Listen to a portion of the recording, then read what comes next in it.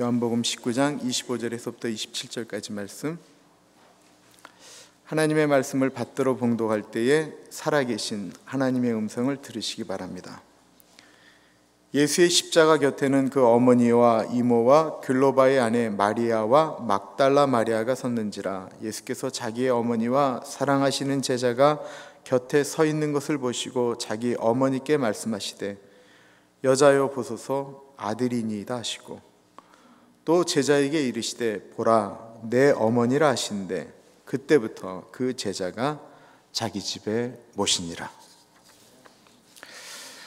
저는 큐티 본문을 가지고 설교를 하기 때문에 사실 어떤 특별한 날 본문을 바꾸는 일은 사실은 거의 없습니다. 10년 동안은 거의 바꾸질 않았는데 가나안교회에 와서 특별히 어머니 날만큼은 본문을 바꾸어 전하게 되었습니다. 이유는 저희 교회에 유난히 어머니들이 많이 계시기 때문에 그렇습니다. 그런데 어머니날 매번 말씀을 바꾸어 전하는 것도 저한테는 상당히 어려운 일입니다. 그래서 오늘 본문 말씀은 기억하시는지 모르겠습니다. 3년 전 똑같은 본문에 똑같은 제목입니다. 3년이 지났습니다. 잊혀질 만도 합니다. 그래서 용감하게 본문을 똑같이 전하고 설교 제목도 똑같이 하는데 내용은 좀 다르게 했으니까요. 이 세상에 어른들도 아이로 만드는 단어가 하나 있습니다. 그 단어는 바로 엄마라고 하는 단어입니다. 대통령도 나이 드신 어른들도 엄마라고 하는 소리를 들으면 그냥 아이가 되어버리고 맙니다. 아침에 80이 넘으신 우리 남상현 집사님이 지금도 그 연세에도 엄마와 같이 가는 분들 보면 부럽다라고 말씀을 하셨습니다. 아이들이 정신없이 뛰어놀 때는 잊고 있다가 집으로 들어올 때 외치는 한마디는 엄마입니다. 한참 놀다가 넘어져 울 때 아이들이 기억나는 이름 하나는 엄마입니다. 오늘 우리가 읽은 장면은 예수님께서 십자가에서 죽으시면서 사랑하는 제자 요한에게 자신의 육신의 어머니인 마리아를 부탁하는 장면입니다. 이때 마리아의 나이는 이미 늙은 나이였을 것입니다. 당시 사람들의 평균 수명으로 따지면 하늘나라를 가고도 남을 나이셨습니다. 그런 나이든 어머니를 예수님은 제자 요한에게 부탁하고 있습니다. 저는 이 장면이 참 늘 이렇게 이상합니다. 비록 십자가에 달리시지만 십자가에 달린 그 예수 그리스도는 하나님이십니다. 하나님이신 예수님이 이제 하늘로 올라가셔서 그 이 땅에 남아있는 육신의 어머니에게 마음껏 은혜를 주시면 그냥 그 나름대로 잘 사실 수 있습니다. 건강도 주시고 물질도 주시면 그 어머니가 남들보다 편안하게 사실 수 있습니다. 그러나 그거 다 주어도 줄 수 없는 것이 하나 있습니다. 그것은 바로 육신의 아들인 예수님이 그 엄마 곁에 더 이상 머물러 있을 수 없다라고 하는 것입니다. 그래서 예수님은 자신이 없는 그 빈자리를 사랑하는 제자 요한에게 엄마를 부탁한다라고 말씀하고 계시는 것입니다. 그리고 이 엄마를 부탁하는 예수님의 말씀은 십자가에서 하신 7마디 중에 하나입니다. 십자가에 달리시면서까지 했던 7가지 말씀 중에 하나가 엄마라고 하는 단어였다라는 것입니다. 예수님은 십자가를 지시면서 자신을 바라보시면서 하염없이 고통하고 울고 계시며 본인보다 더 가슴이 찢겨지는 그 아픔을 겪고 있는 그 육신의 어머니가 마음에 걸리셨던 것입니다. 그래서 제자에게 엄마를 부탁한다라고 말을 합니다. 3년 전에도 책에 대한 소개를 했던 것 같습니다. 그것은 바로 신경숙 씨가 쓴 엄마를 부탁해라고 하는 책의 내용입니다. 오늘 본문을 정한 이유는 우리 교회는 아직 엄마의 손길이 필요한 아이들의 엄마보다는 이제 더 이상 엄마의 손길이 필요 없는 장성한 자녀를 둔 엄마들이 훨씬 더 많기 때문에 그렇습니다. 책은 이렇게 시작하고 있습니다. 엄마를 잃어버린 지 일주일이 되었다. 이 첫 마디가 대단히 중요한 의미를 갖고 있습니다. 엄마를 잃어버린 지 일주일. 만약에 어린 아이들을 둔 엄마가 집에 사라진 지 일주일이 되었다고 한다면 그 집은 아마 난리가 났을 것입니다. 그런데 이제 장성한 자녀들을 둔 집안의 엄마가 사라진 일주일은 엄마가 돌아오겠지, 괜찮겠지 하다가 일주일이 지나서야 그 엄마를 찾기 시작했다라는 것입니다. 어떻게 그럴 수 있을까요? 어떻게 엄마가 사라졌는데 일주일이 지나서야 찾기 시작했을까요? 그것은 더 이상 엄마의 손길이 그렇게 필요하다라고 느끼지 못했기 때문에 그렇습니다. 이 자리에는 지금도 엄마가 필요한 분은 많지 않을 것입니다. 엄마가 밥을 해주어야, 엄마가 빨래를 해주어야, 엄마가 학교 가는데 도시락을 싸주어야, 엄마가 일어나라고 소리를 질러대야, 엄마가 소리를 질러야 방을 치우고 공부를 시작하는 그런 분들은 이제 아마 거의 없을 것입니다. 도리어 소설 속에 나오는 주인공처럼 엄마는 더 이상 이제 대화가 안 되는 무식하고 뭘 모르고 더 이상 오래 대화하기가 쉽지 않은 그런 존재인 어머니를 둔 분들이, 혹은 그런 어머니의 위치에 있는 분들이 더 많을 것입니다. 책에 이런 대목이 나옵니다. 도시로 나온 다음에 너는 어땠는가? 너는 엄마에게 늘 화를 내듯 말을 했지. 엄마가 뭘 아느냐라고 대들듯이 말했어. 엄마가 돼서 나한테 왜 그래? 책망하듯 말했다. 엄마가 그거 알아서 뭐 할 건데? 무시하듯 말했다. 엄마가 너를 혼낼 힘이 없어진 걸 안 뒤 너는 엄마가 거긴 왜 갔느냐라고 물으면 일이 있었어요. 짤막하게 대답했다. 너는 엄마에게 너에 대해서 말하는 것에 대한 어려움을 느꼈다. 내가 하는 일이 엄마의 삶하고는 아무런 상관이 없는 듯이 여겨졌다. 이 소설에 나오는 어머니는 뇌졸중의 심한 두통을 앓고 있었습니다. 그것을 아는 딸이 오빠에게 이야기를 하지요. 병원에 모셔야 한다라는 것이었습니다. 그때 오빠는 엄마에게 전화를 합니다. 엄마, 서울로 한번 올라오십시오. 엄마는 그래, 그러마 하고 말끝을 흐렸다. 무심한 오빠에게 화가 난 여동생이 회사 앞으로 찾아가 엄마의 뇌사진을 들이민 적도 있었다. 여동생은 엄마도 모르게 엄마 뇌 속으로 뇌졸중이 지나갔다라고 하는 의사의 말을 전했다. 그래도 그가 무심히 듣자 여동생은 큰오빠 윤영철 맞아? 그의 눈을 빤히 들여다보았다. 별일 없다고 하시던데 왜? 그 말을 믿어? 엄마 늘 그러시잖아. 그게 엄마의 어법이잖아. 알면서 왜 그래? 오빠에게 미안해서 그러는 거잖아. 나에게 뭐가 미안하다는 말이냐? 그걸 내가 알아? 왜 엄마에게 미안한 마음 들게 해 오빠는? 내가 뭘 말이냐? 아주 옛날부터 엄마는 입에 그 말이 붙어 다녔잖아. 내가 묻고 싶어. 도대체 엄마가 왜 오빠에게 미안해야 하는지.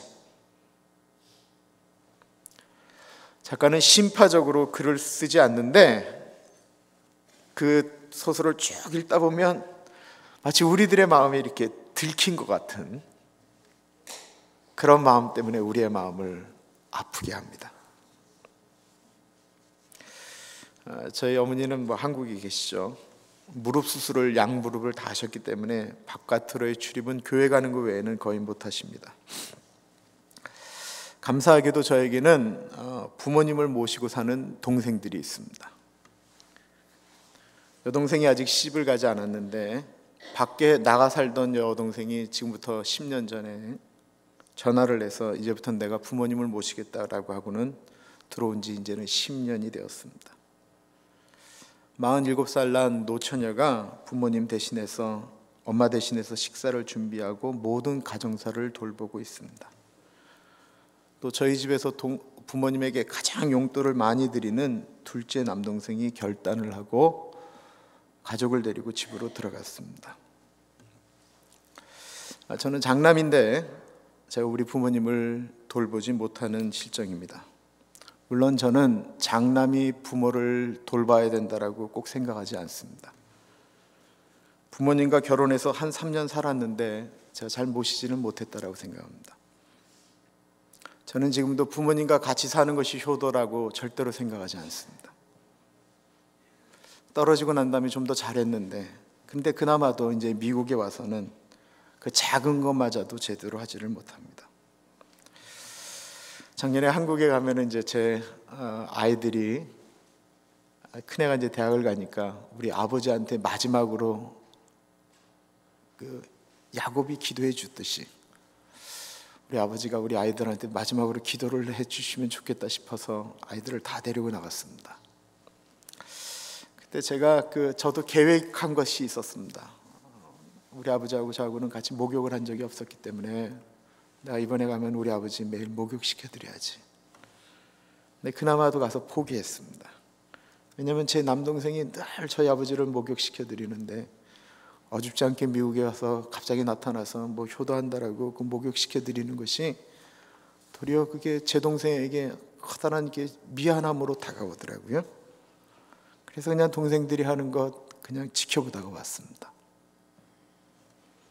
저는 제 동생들을 볼 때마다 제 마음속에 있는 마음이 있다고 한다면 빚진 마음입니다.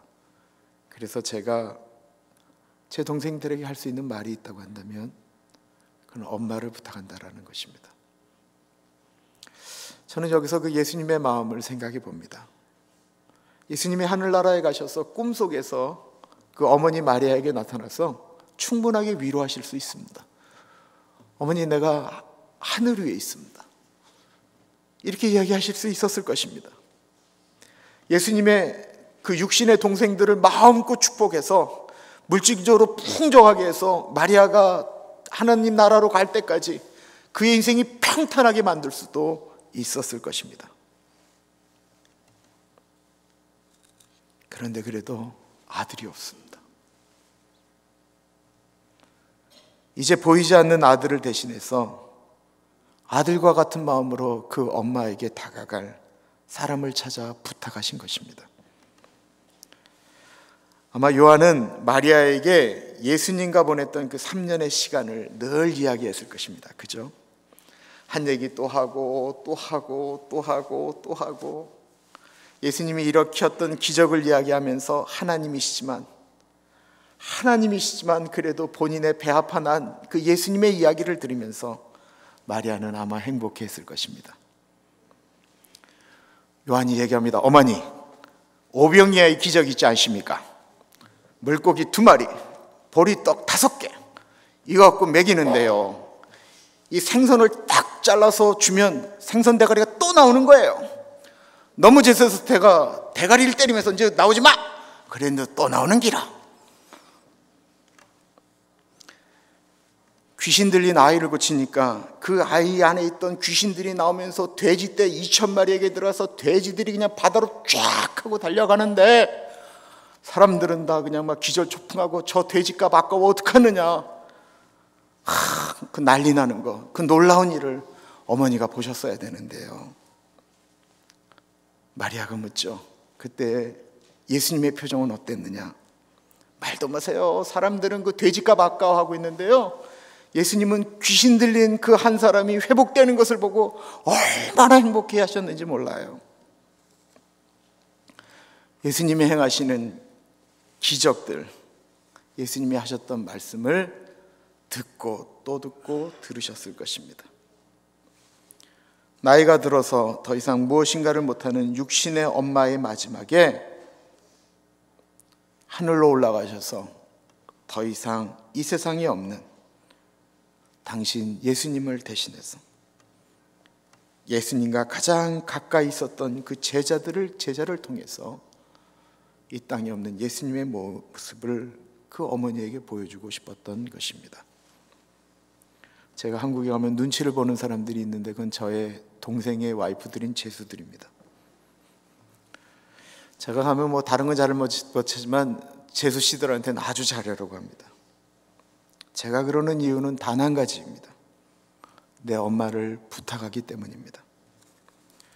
제 동생들이 혹이나 우리 부모님을 만나러 올 때 그 제수 씨들 눈치 때문에 제대로 오지 못하는 일이 없도록 그분들에게 부탁하는 것입니다. 이 설교 이거 한국에서 보면 안 되는데요. 제가 우리 제수들한테는 참 잘해야 된다고 생각합니다. 우리 부모님은 미국의 건강 때문에 못 오시지만 저희 동생들 가족이 오면 잘하려고 합니다.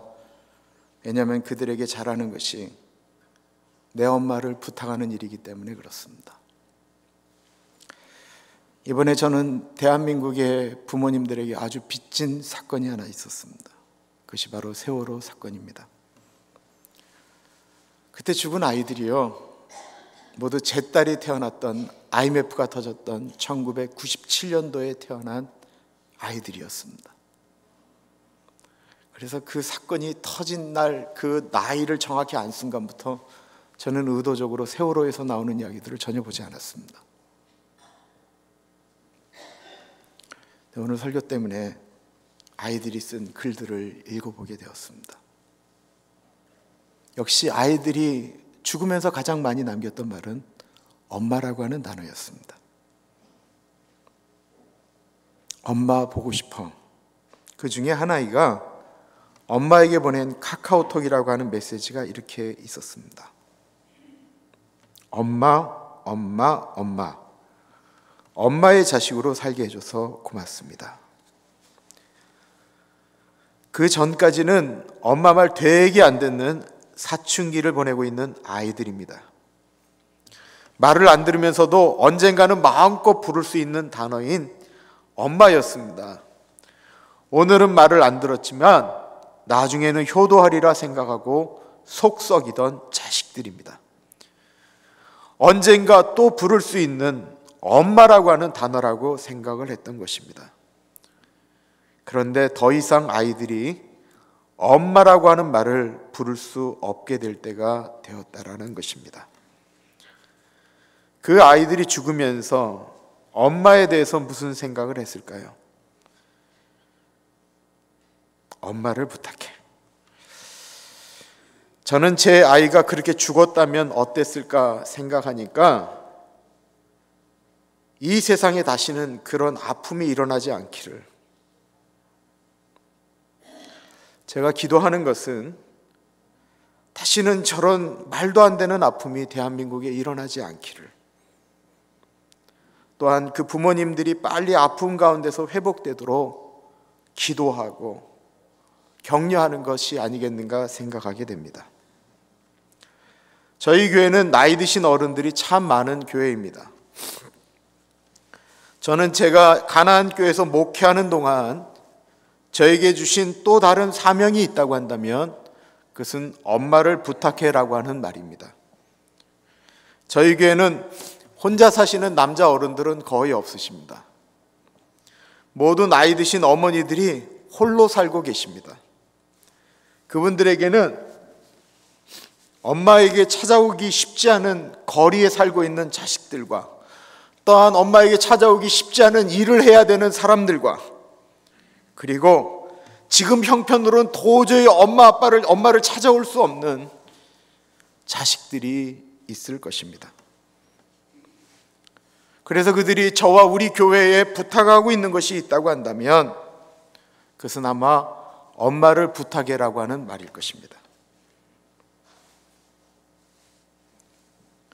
저는 주일날이 되면 양복 이쪽이 좀 허옇게 변합니다. 우리 어머니들의 분 때문에 그렇습니다. 저는 우리 어머니들을 가슴에 품을 때 너무 행복합니다. 제가 우리 교회에서 일주일에 내 마누라가 아닌 다른 여인들을 제일 많이 품는 사람입니다. 심지어는 제 볼에다가 뽀뽀하는 어른도 계십니다. 그것이 행복합니다. 저는 한국에 계신 저희 어머니가 다니는 교회 목사님이 저 같은 마음으로 우리 어머니를 대해주면 감사하겠다라고 하는 빚진 마음으로 저희 어른들을 대하고 싶습니다. 소설에 이런 이야기가 나옵니다. 우리가 다 경험하는 일입니다. 처음에는 엄마 생일에 시골에 자식들이 다 내려갔습니다. 그러다가 자식들이 힘들어하니까 생일이 되면 부모님들이 서울로 올라와서 생일상을 받았습니다. 그것도 엄마 아빠 두 번 하는 게 너무 힘드니까 엄마 아빠 생일의 중간쯤에 한번 모이는 걸로 줄어들었습니다. 우리가 다 경험하는 일들입니다. 우리가 다 하는 일들입니다. 어느 순간부터 우리에게는 엄마 아빠에 대해서 우리 편한 대로 행동하기 시작했습니다. 더 이상 엄마의 존재가 필요 없기 때문입니다. 그런데 정말로 그럴까요? 저는 성모 마리아의 영적 능력을 믿어본 적이 없습니다. 그를 신격화하는 건 말이 안 된다라고 생각합니다. 그러나 저는 아들을 위하여 눈물로 기도했던 엄마 마리아의 눈물의 기도를 생각합니다. 하나님이신 아들을 위해 자신이 더 이상 아무것도 할 수 없는 할머니가 되어가면서 그가 행하였던 것은 기도였습니다. 저희 엄마가 지금 저에게 해줄 수 있는 것은 아무것도 없습니다. 기도 외에는 아무것도 없습니다. 그런데 저는 그 기도가 저를 살린다라고 믿습니다. 엄마는 제가 그것을 아는지 모르는지 그거 더 이상 중요하지 않습니다. 내가 우리 엄마에게 효도자다, 불효자다, 우리 엄마에겐 그것도 중요하지 않습니다. 그냥 엄마는 자식을 위해서 기도하는 것입니다. 우리 엄마 이북분인데요, 독한 엄마는 기도할 때 외에는 제 앞에서 운 적이 없으십니다. 저는 엄마가 기도할 때 빼놓고 제 앞에서 눈물을 흘리는 거 딱 3번 봤습니다. 제가 군대 갈 때, 제가 분가할 때, 그리고 제가 미국에 올 때, 엄마가 울었던 3번은 다 제가 엄마를 떠날 때였습니다. 자식은 늘 부모를 떠나는 것 같습니다. 그리고 잠시라도 빨리 떠나려고 합니다. 오늘 이 자리에 엄마를 보려고 오신 분들 계실 것입니다. 또 엄마와 예배드리러 다른 예배당에 간 분들도 계십니다. 오늘 보고 우리는 또 떠나갑니다. 이미 보고 싶어도 엄마가 없는 분들도 계실 것입니다. 오래전에 고아가 되신 분들도 계실 것입니다. 떠나보내도 우리 모두에게 엄마는 마음속에 남는 존재입니다. 오늘 우리는 예배를 드리면서 예수님께 우리의 어머니를 부탁합시다. 우리들의 자녀들 중에 엄마가 된 사람들도 있을 것입니다.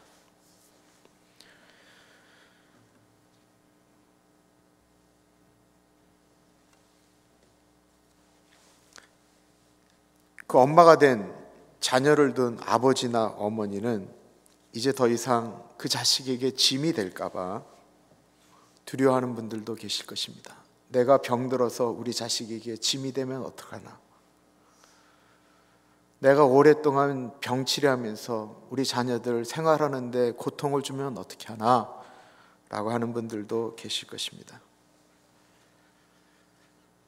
그분들은 우리 예수님에게 우리들의 자녀들을 부탁합시다. 예수님은 엄마를 부탁하셨던 효자 아들이셨고, 또한 인간으로 사시면서 사람의 사랑, 정, 그리고 아픔을 아시는 분이셨습니다. 이제 우리 잠시 30초 동안 우리 눈을 감고 내가 내 자녀들을 예수님께 부탁하면서는 무엇을 부탁드릴까? 또한 내가 우리 부모님, 내 엄마, 내 아빠를 위해선 무엇을 부탁드릴까? 우리 한 30초 동안 생각한 다음에요, 그리고 30초가 지난 다음에는 엄마를 부탁하는, 자녀를 부탁하는 기도를 같이 드리겠습니다. 우리 30초 동안 먼저 생각을 하겠습니다.